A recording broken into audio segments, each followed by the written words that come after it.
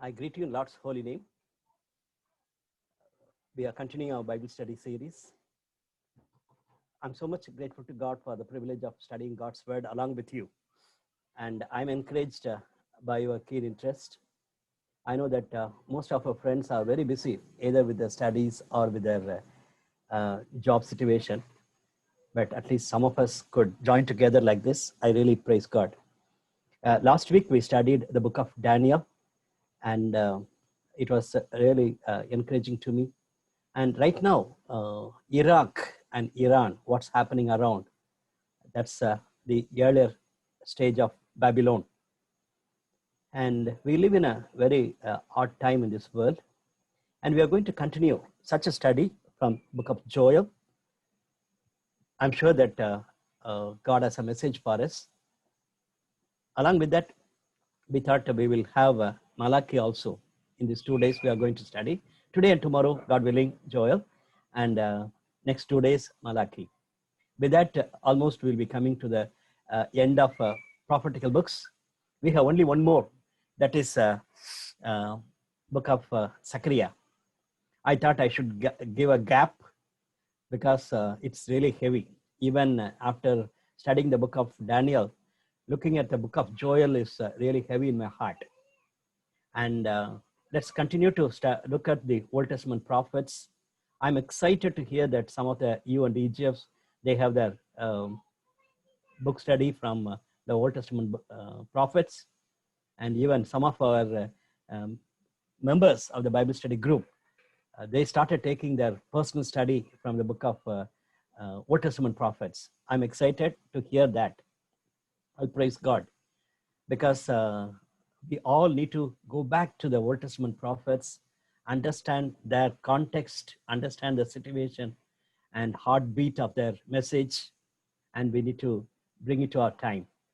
And book of Joel is another powerful book for our times, especially in the time of Corona, as the national disaster and all over the world as nations are suffering.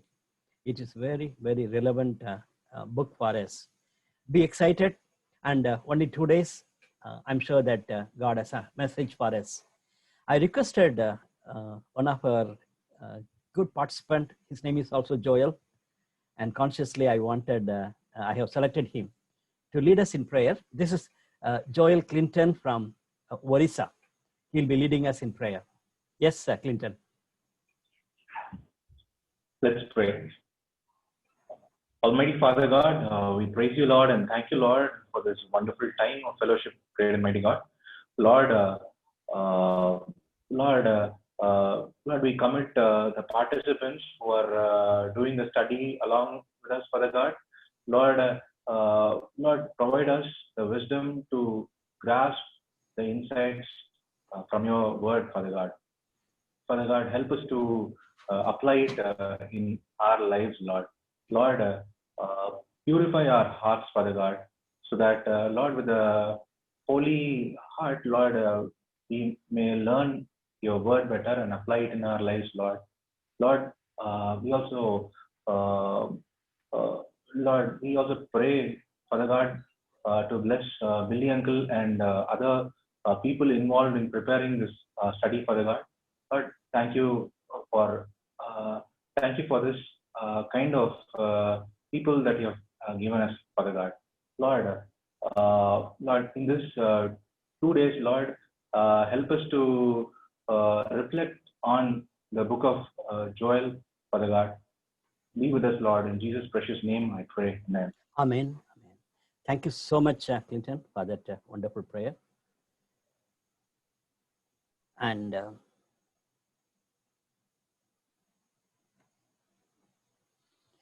quiz, not every Monday we are going to have. Definitely next Monday we will not have quiz.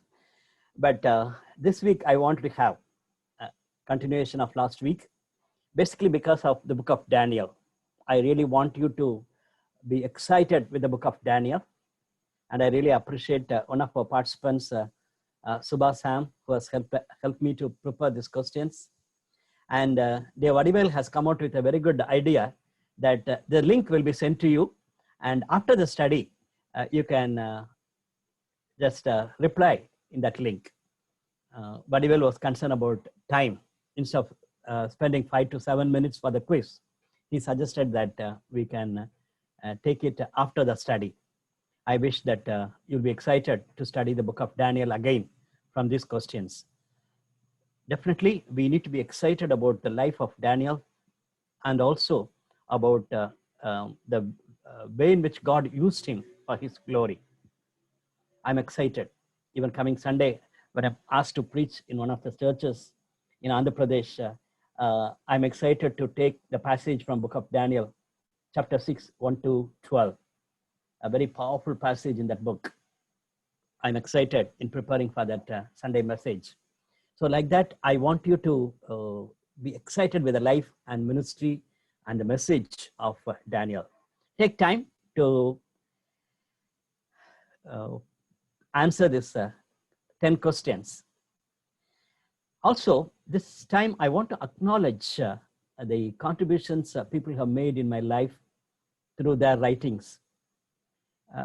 As you know that as I prepare for this Bible studies, I'm so much grateful to God for these resources. And some of them are commentaries, single volume commentaries I use much. And also I use these 3 Bibles, the Open Bible, ESV Study Bible, and NIV Study Bible. Their points, their outlines, the highlights are really good, along with that 2 more books. Why do I say that? Because it's good for me to acknowledge. I am not mentioning in all my slides that from where I have taken, except 1 or 2 I have mentioned, like Warren Wiersbe. If I'm taking from Warren Wiersbe commentary means I have mentioned that. And twice I mentioned about John Stott's BST series. Like that, I'll mention in some of the places. Most of the times I take their idea and then I'll add other points together so that it will be easy for me to communicate. Instead of taking their own complete point, I'll be combining with one another's commentaries. That's the reason you can see that I'm not exactly using this order of these books, just for information. And it's good to acknowledge also. Joel, a very powerful name because it means Jehovah is God. Elijah means Jehovah is my God. The word which closes with El, naturally it's connected with Jehovah. For example, Bethel, house of God, God, El. Okay. Like that. Joel is Jehovah is my God. And in the book, we read about his name and also about his father's name. Other than, we don't know anything about him. When you look at the content of the book of Joel, we know that he's talking about priests and he's talking about the priesthood things. In that way, many believe that he should have been very much either in Jerusalem or near Jerusalem, but definitely he was in Judah. And another factor is the time. Most of the scholars have a challenge in terms of not in a position to fix the time for Joel.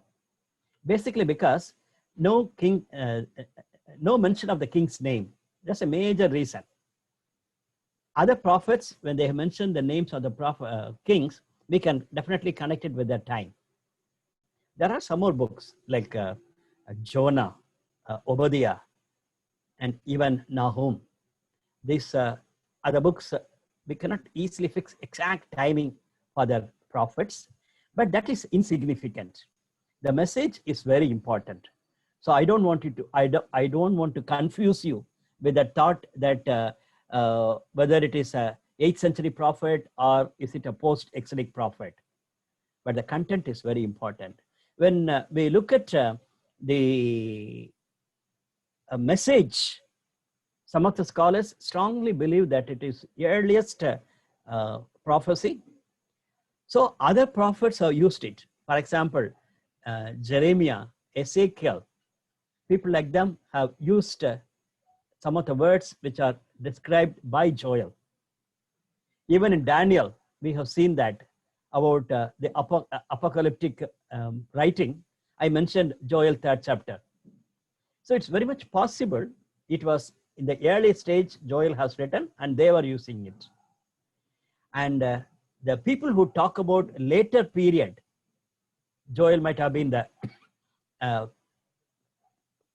5th century prophet later of post-exilic. Then he might have used their writings, Jeremiah, Ezekiel, and Daniel, things like that. But don't worry about the timing is not fixed exactly, but the message is powerful for all times. Interestingly, he was known as the prophet of Pentecost. Why? In chapter 2, we read about a very powerful passage where Peter was quoting in Acts 2nd chapter. In the last days, the Spirit of God will come upon young people.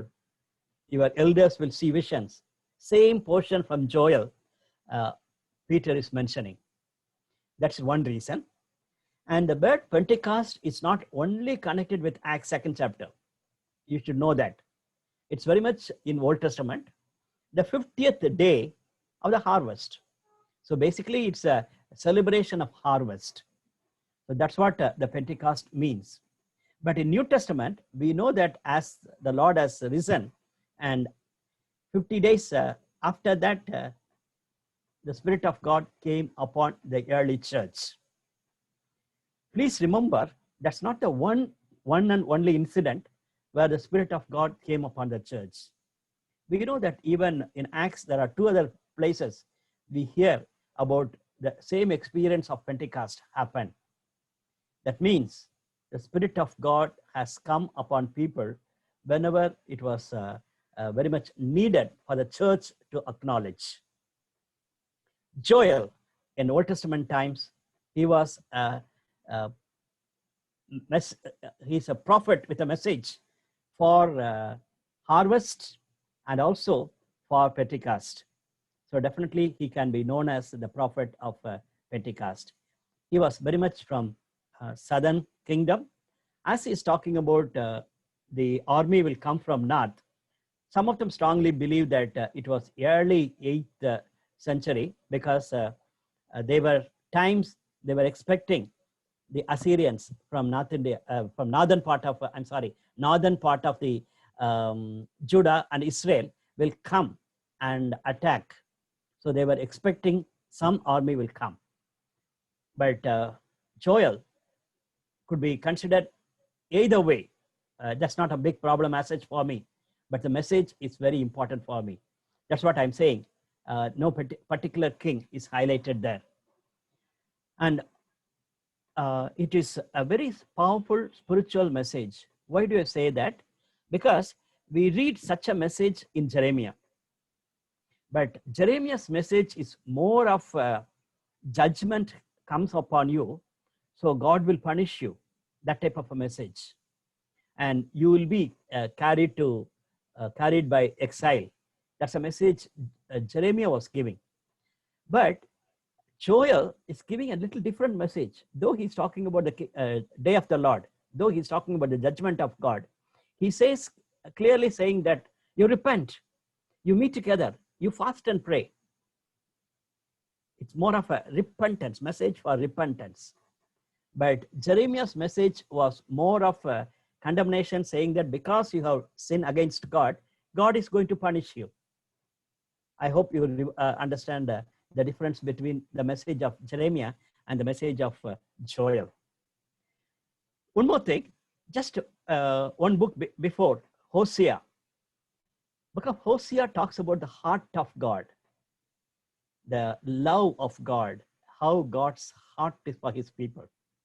But here Joel reveals the hand of God, how God is in a mighty way acts in the people of God. So you can see the difference between heart of God and the hand of God in these 2 books. What do I mean by that? Definitely, the book of Joel talks about God is active in the history of mankind. That's what we studied even last week. I don't know how much I communicated when we looked at the book of Daniel, but that was a very powerful message we received. It is not that some kings have come and spoiled the atmosphere.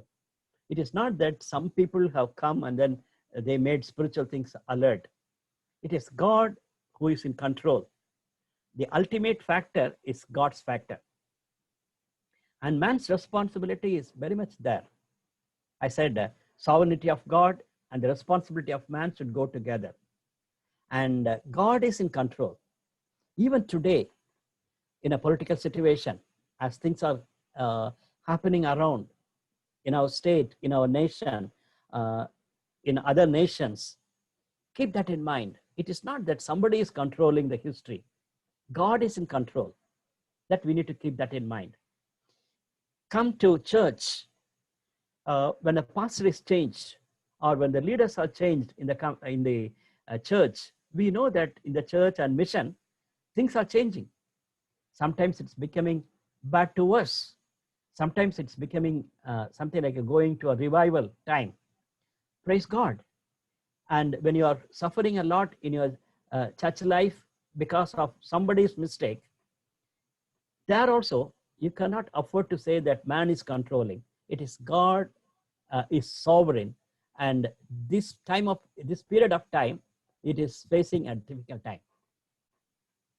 I'm coming back to family. I'm supposed to start with our life and family, but from the nation, from the church, I'm coming to our own context in terms of our own life or in our family life. It's very much possible that a period of time will be very much against the blessings, and we are in drought, and then we are suffering, and it's something like corona in our own family life. And during that time, we should not curse ourselves. We need to understand where God is, the sovereignty of God. Keep that in mind. Joel is a powerful book in that way. And during this time of corona, I'm sure that all of us talk about God and all of us talk about their own gods and things like that. But we need to be very careful about the interpretation. That's one of the questions I asked for our personal reflection this evening. How much I'm aware of the things going around? How much as a child of God, as a believer, as a person who is committed to God's word, understand the time and meaningfully interact with God or talk to God, or how I am processing this situation now? Joel is exactly talking like this. The time of COVID-19 is one time. Otherwise, in terms of natural calamities coming, floods, earthquakes, and 15 years back, tsunami came, and where God is, and how God is handling something like the situation. As if God is gone. God is not in control. No, that's what Joel is really concerned about in saying God ultimately controls the history and human lives and in the nations also. When you look at the main theme or main message, the day of the Lord is a dominant theme of this book. I have to stop and tell you that very interesting thing is Joel talks about the day of the Lord is imminent. It's going to come. It's already God is at work now. And at the same time, later part, he's saying about the future kingdom, or the day of the Lord is going to come later. For us, we can clearly understand it has happened in Joel's time, and it's going to happen in the end of the world. So the day of the Lord at near or it is imminent is one clear-cut thought. And also we need to remember the day of the Lord is going to come. Otherwise, as a New Testament believer, normally we talk about it. The kingdom of God is a concept. Kingdom of God is bigger than the church. Kingdom of God, God's control over everything, God's rule over everything. When Jesus has started preaching, Mark chapter 1, verse 15, we read that he said, the kingdom of God is at near. And what he said, by his coming, through his life, through his death and his resurrection and his ascension, everything includes of the event talks about kingdom of God has come. As Jesus was here in this world by being here, the kingdom of God he has brought. That's an exact first message of Jesus by Mark. The kingdom of God is at hand. But when he was teaching to the disciples, he was telling about yet to come. The kingdom of God is yet to come. That means you have to wait. And the disciples are asking when it's going to happen. Is it very near? And they thought maybe in the 70, before they die, it will happen. That's the way they are looking at it. First Thessalonians, that's the main message. Paul was talking about it. You are thinking that the day has come and Jesus is going to come back. You are not working. You are all simply super spiritual, but you are not practically living.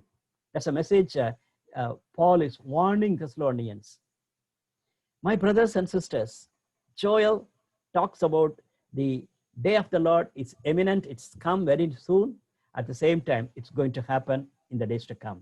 Today, we are going to look at more of the imminent part of it. In the past, what has happened. In the present, what is happening.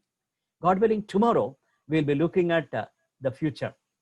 What's going to happen in the day of the Lord. I'm excited with the book of Joel, and I want you to take time to read and meditate. Though it is 2 days' time, it is very short time for us to meditate on this very powerful book with filled with phrases and words about God's concern for his people. Normally, we look at broad outlines. It can be divided into two main paragraphs. Even one commentator has raised a question saying that others are thinking the second part could have been edited by others. But we have one Bible, we have clear-cut one book. We know that Joel got a revelation in the past and also about the future. So it is very much connected. But some people, by looking at the content of the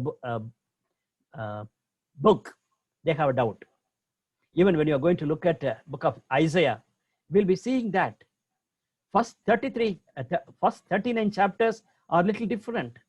The outcome of 39 chapters of Isaiah is different.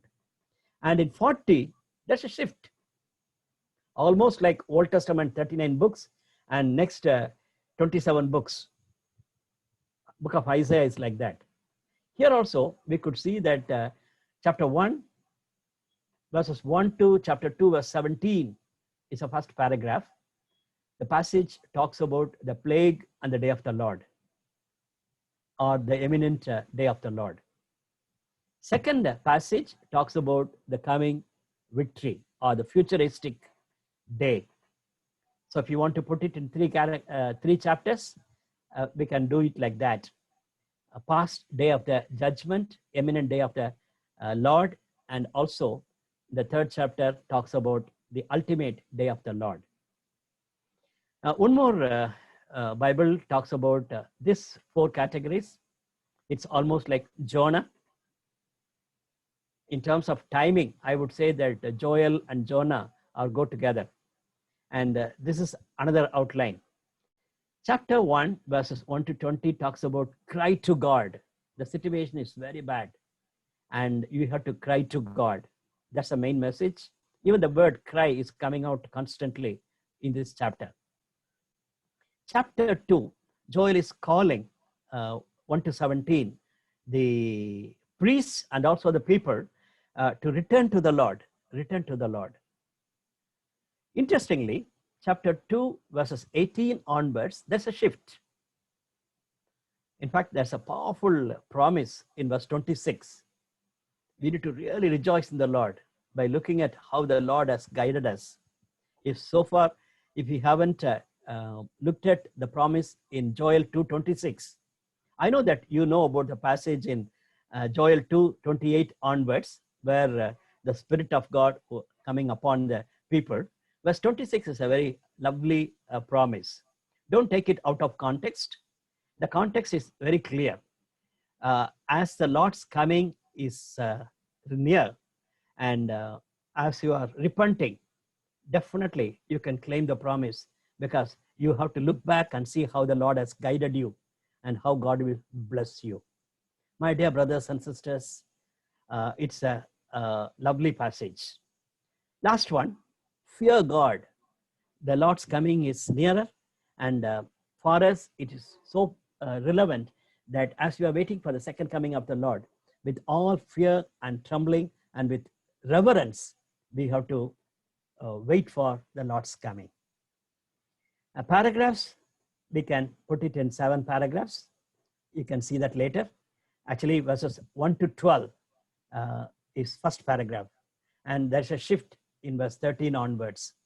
And even in chapter 2, it's could be divided like that, and chapter 3 can be divided a little differently. This is one way of putting the book in a different way, but keep the outline clear. Today, I have requested dear sister Premalada. She's a young graduate. She has finished her engineering from Madurai. We call her as Premi. She'll be reading this passage for us. Joel chapter 1, verse 1 to 12. Am I audible, Uncle? Yes, Jimmy. Yes, Premi. NLT version, Joel chapter 1, verse 1 to 12. The Lord gave this message to Joel, son of Pethuel. Hear this, you leaders of the people. Listen, all who live in the land.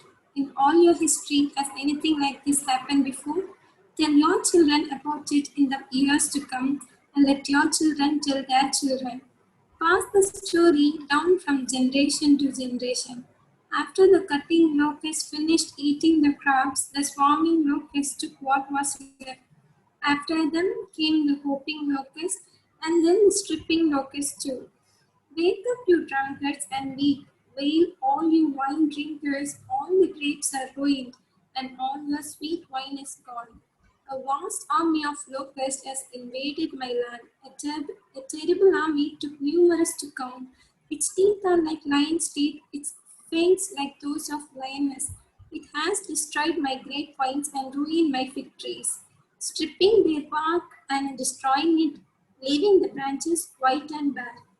Weep like a bride dressed in black, mourning the death of her husband. For there is no grain or wine to offer at the temple of the Lord. So the priests are in mourning, the ministers of the Lord are weeping. The fields are ruined, the land is stripped bare, the grain is destroyed, the grapes have shriveled, and the olive oil is gone. Despair, all you farmers, wail, all you wine growers, weep, because the wheat and the barley, all the crops of the field are ruined. The grapevines have dried up, and the fig trees have withered. The pomegranate trees, palm trees, and the apple trees, all the trees, fruit trees have dried up, and the people's joy has dried up with them. Thank you. Thank you so much, Premi, for that wonderful reading. I appreciate that. When you look at this first chapter, 3 things we need to talk about. One is the nature. It is a terrible locust plague, a plague coming and attacking the fields. Even recently we heard about it in northern part of India. It's very much affected, and it's coming down to central part. That's the way we were talking. And we heard that it is not only this year, every year that type of a thing is happening from Middle East, a tremendous attack on our fields. But this one, it is unusually very powerful. So it's not a very common one. Joel writes about It's a terrible thing. When you look at verse 4, we see that 4 types of locusts are mentioned. In my mother tongue, it is used 4 different words, different types of locust. Locust because it's coming and attacking the field. But here it is mentioned about locust of great and young, like that it's mentioned. Anyway, as you see in footnote, some of the Bibles, you see that it is not very clear. But one thing is very clear, that the attack on the field, it's very powerful. That's the reason, as I said, Pentecost or the harvest time, they find it extremely sad.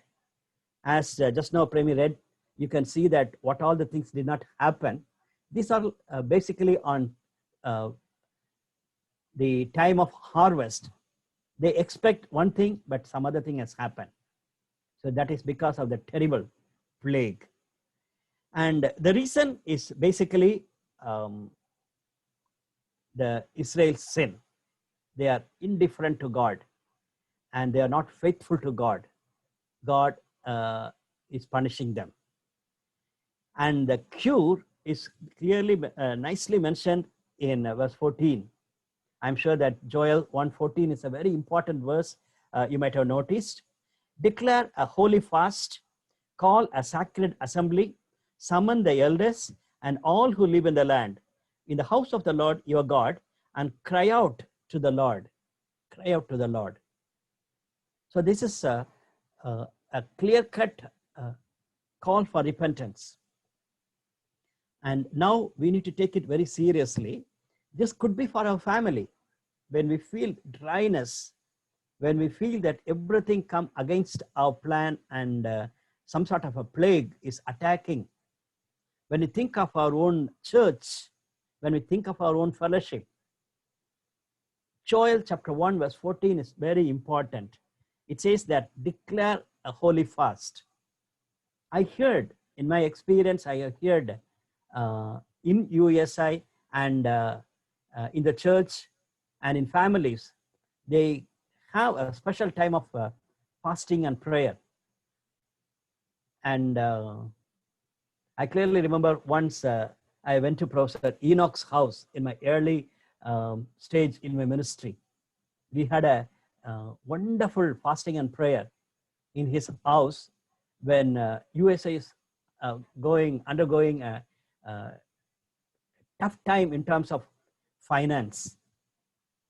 My brothers and sisters, it is true of our lives, our families, our churches, and also as a nation. How much as a nation we have to declare the holy fast and call for a sacred assembly. You remember Jonah went and informed Nineveh. If Joel and Jonah are that time, Jonah went and did the same thing. You will be punished, Nineveh. But those people, as a nation, called for a holy fast, and they had a sacred assembly, including the king, everybody humbled. And they cried out to God, be gracious to us. How much our churches, our nation, will look at the great God.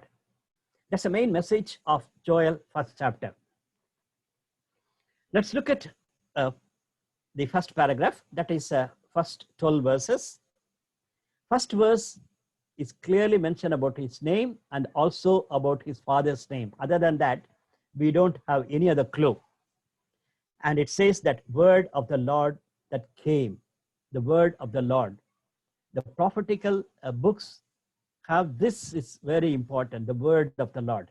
It is not that Joel was so much burden and Joel has some message to pass it on. It is the word of the Lord came through Joel. Kindly keep that in mind. Old Testament prophets, whenever you see that, you have to look for that phrase, thus says the Lord. That's what God wanted to communicate to you. And here we see that the word of the Lord came to Joel. Our God reveals, God communicates his heart to his people through his servants. And verse 2 and 3, it is a message to whom it is given. Hear this, you elders, listen, all who live in the land. Has anything like this ever happened in your days or in the days of your ancestors? Tell it to your children, and tell your children, tell it to their children, and their children to the next generation. It says that each generation should know what has happened now. How true it is in our times. I'm sure that COVID-19 has clearly communicated the message. I'm sure that all of us take this message very seriously. Our children should understand, and they have to tell their own children. And as you know that we live with our grandchildren. My granddaughter is 5+ and my grandson is 3+.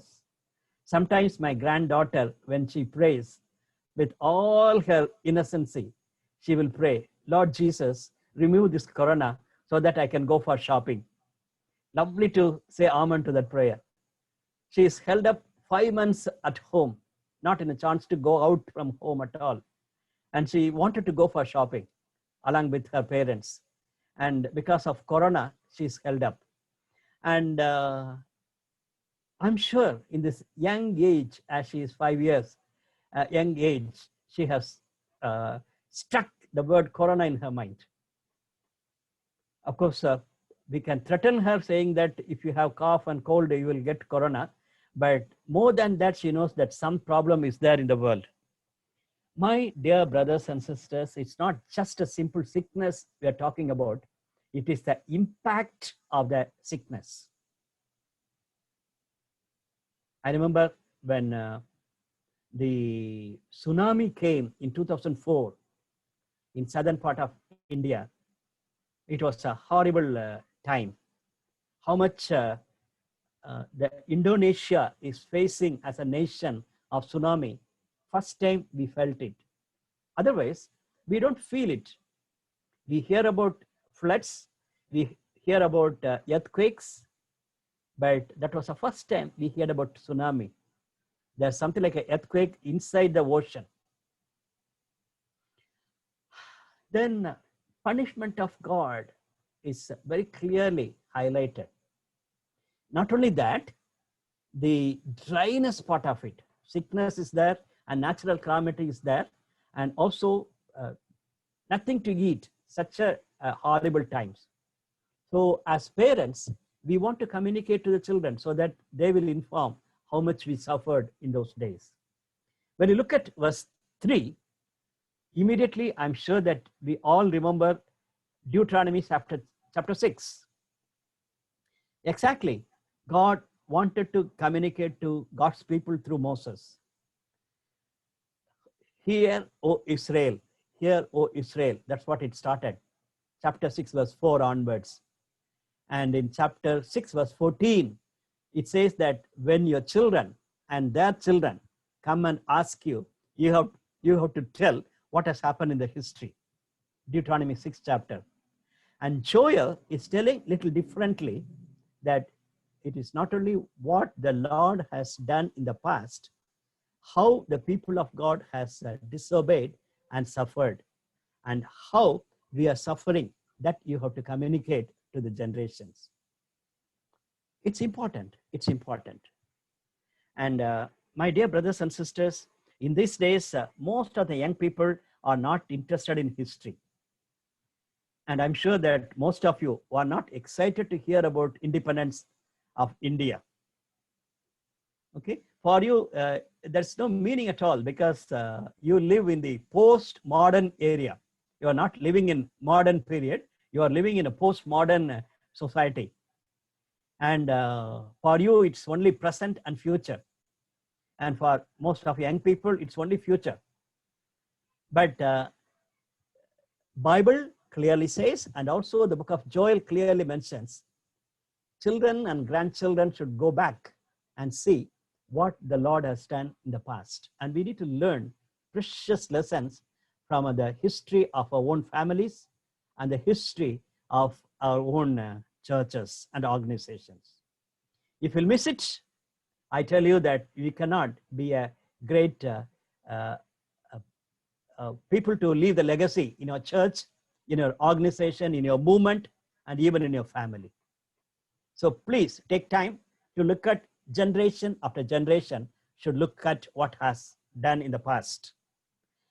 And verse 5 to 12, we see different types of people who are involved.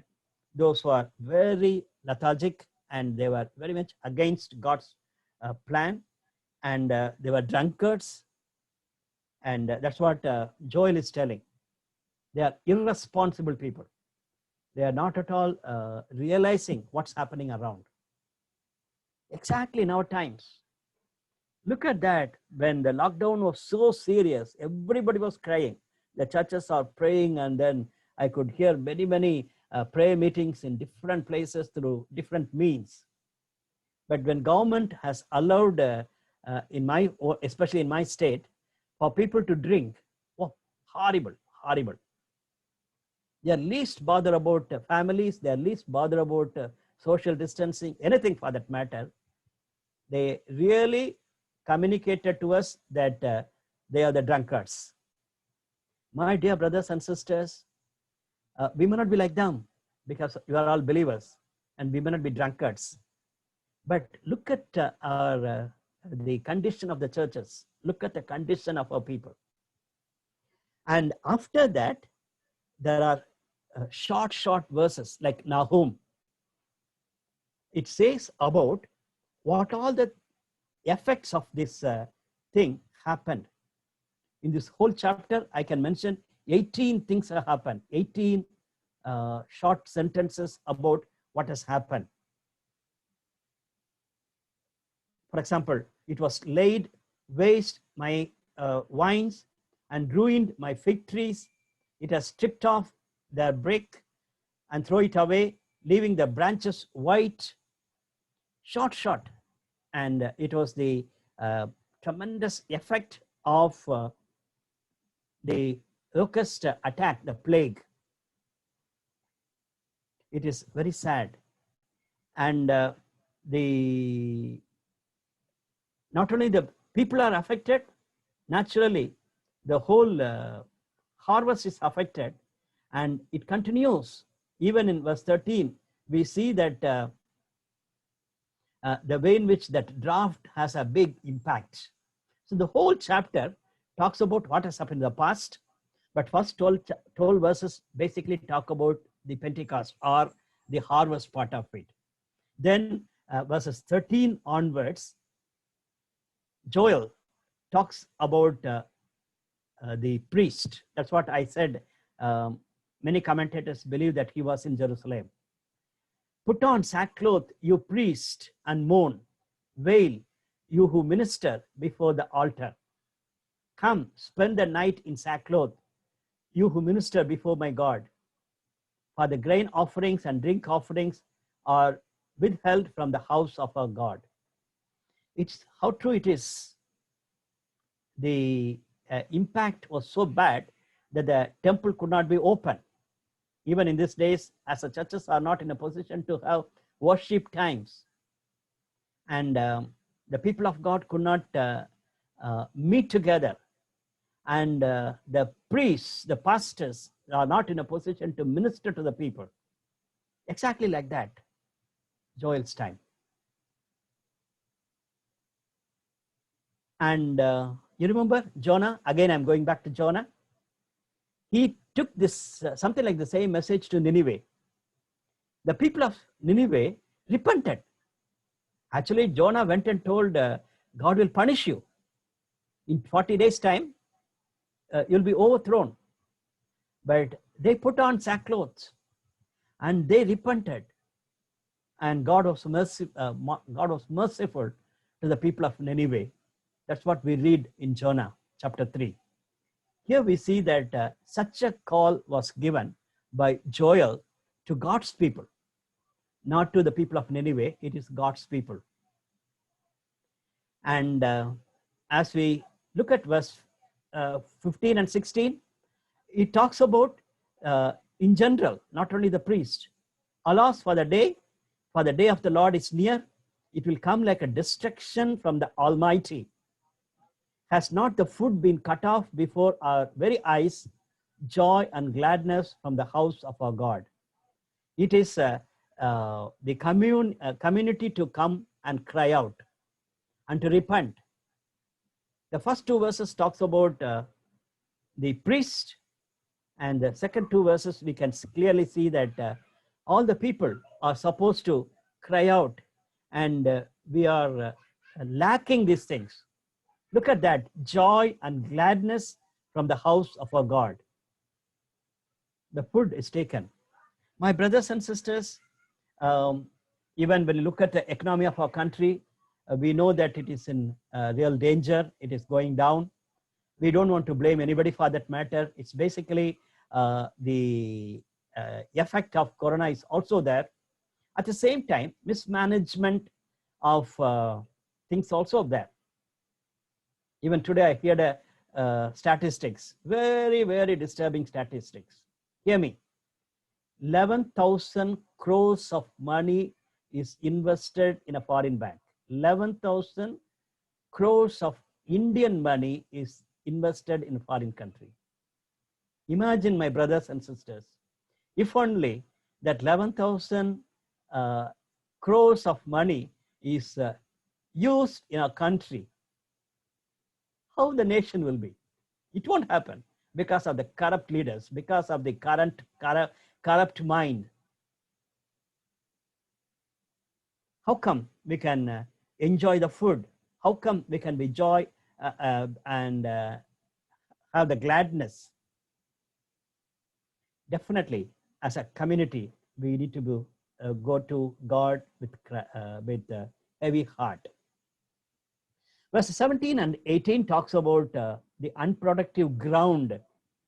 Even the whole ground was gone. The seeds are shriveled beneath and clods. The whole houses, the storehouses are in ruins. Okay, in every aspect of it, the cattle are gone, and even the flocks of sheep are suffering. That's the way it is mentioned. Not only the products are not there, even the ground also became unproductive. It was so sad. See the description of Joel. This communicates to us some serious message. It is not only the punishment of God just like that. It is basically because of man's unfaithfulness. You remember in Deuteronomy, we studied what we have to do to the ground, what we have to do with our nature. If we'll do against things, naturally, the unproductive ground and empty barrens will come directly from God's punishment, and also about our foolishness. So don't blame the authorities. We need to be careful with what we do. Sometimes we are not doing it. So in that way, the ground is not productive. And so many times we do wrong things. Even in a very small way, we may do wrong things. So that is affecting the nature. So kindly consider, if you do anything against the nature, and you have to repent. And if you can do something productive ways. For example, yesterday I was in a EGF meeting. One of our EGF members, he's in a very good position in railways, and he was sharing his testimony as part of his session. As he was talking about our contribution to the society, he beautifully said, when they developed a colony in his place for the railways, the community asked him to become the secretary. He's a very dynamic, very creative gentleman. So they put him as a secretary to plan for that railway colony. And he was sharing with us yesterday. What he did, along with the team, he planned it in such a way that the colony will have trees. And 16 years have gone now. Now in that city, it's supposed to be a very dry city. In that colony has hundreds of trees. Everywhere the climate was good, that area and that atmosphere was good. And he was telling that, thank God, that I could bring out that suggestion, and the team has done it. And now, after 15 years of time, they could enjoy the blessings. How many of us do that? We are not interested in proactively taking some efforts to see the unproductive ground to become. I remember our former USA president, Professor H.S. Pondraj. He is one of the founding members of USI, strong evangelical. But later part, being an engineer, he wanted to develop an organization called ATRI, Advanced Technology for Rural India. Advanced Technology for Rural India.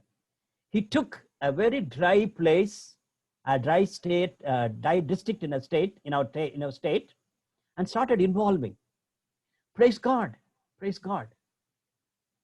Even that dry place in terms of the social life is bad, the moral life is bad, and the economical condition is very bad, and even the ground is not good. Now, thank God, we could see such a change in that society, even in that ground. Praise God. So we need to take this message seriously. Not only that, when you look at the last two verses, Joel is saying that you cry out. He says, to you, Lord, I call, for fire has devoured and pastures in the wilderness, and flames have burnt up all the trees of the field. Even the wild animals pant for you. The streams of water have dried up, and fire has devoured and pastures in the wilderness. It's directly cried to the God. And when you look at Psalm 28, even psalmist David there says same thing like this. To you, Lord, I call. You are my rock. Do not turn a deaf ear to me. For if you remain silent, I'll be like those who go down to the pit. Hear my cry for mercy as I call to you for help, as I lift up my hands toward your most holy place. I'm crying out like Joel, like David. Are we here to cry out to God for mercy? Do we feel the seriousness of it? That's what I really want you to consider with me in this evening. After studying the first chapter of Joel, my first question is, what are my reactions when I see such nationwide disasters?